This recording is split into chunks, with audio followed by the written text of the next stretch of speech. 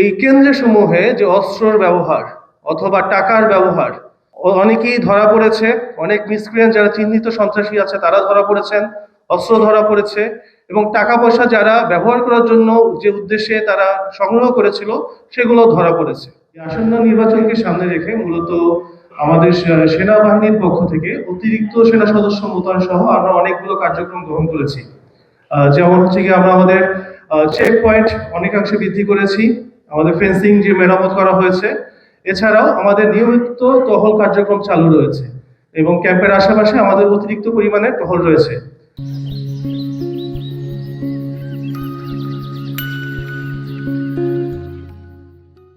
এছাড়াও আমাদের সাথে সাথে এপিবিএন সহ অন্যান্য যারা আইন শৃঙ্খলা রক্ষাকারী বাহিনী রয়েছেন তারা আমাদের এই রোহিঙ্গা ক্যাম্পগুলোতে বিশেষ নজরদারির আওতাভুক্ত রেখেছেন।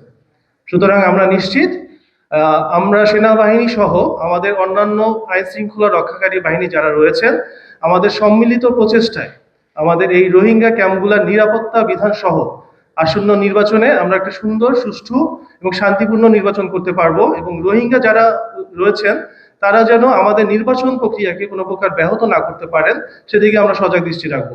ডিপ্লয়মেন্টে রয়েছে 10 পদাতিক ডিভিশন। আমরা দক্ষিণ চট্টগ্রাম সহ কক্সবাজার অঞ্চলে আমাদের পর্যাপ্ত পরিমাণে সেনা সদস্য মোতায়েন করেছি। ইতিমধ্যে আপনারা দেখতে পেয়েছেন যে আমাদের প্রত্যেকটি ভোট কেন্দ্রে অনুযায়ী আমরা আমাদের অস্থায়ী ক্যাম্প গঠন করেছি। এই কেন্দ্রসমূহে যে অস্ত্রের ব্যবহার অথবা টাকার ব্যবহার তারা যদি করার চেষ্টা করে তাহলে কি হবে? উত্তর আমরা সবাই জানি যে ইতিমধ্যে আমরা এই প্রি ডিপ্লয়মেন্ট ফেজে শুরু থেকে আমরা যথেষ্ট পরিমাণের অপারেশন করেছি।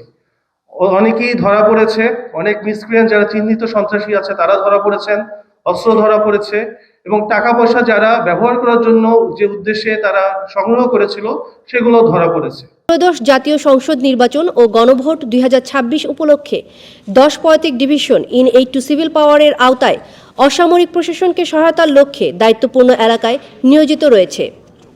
এই দায়িত্বপূর্ণ এলাকার সার্বিক আইন শৃঙ্খলা পরিস্থিতি স্বাভাবিক রেখে জননিরাপত্তা নিশ্চিত করার লক্ষ্যে 10 পদাতিক ডিভিশনের সার্বক্ষণিক টহল কার্যক্রম চলমান রয়েছে।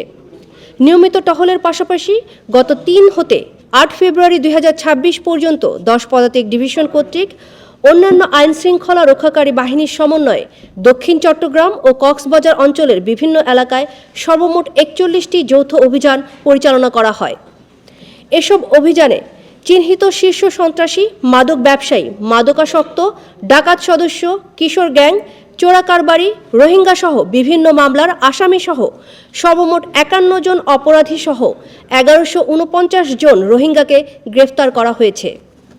গ্রেফতারকৃতদের নিকট হতে 6টি অবৈধ আগ্নেয়াস্ত্র, 14 রাউন্ড বিভিন্ন ধরনের অ্যামুনিশন, 112টি দেশীয় ধারালো অস্ত্র ও বিভিন্ন নাশকতা সৃষ্টিকারী দ্রব্য সামগ্রী জব্দ করা হয়।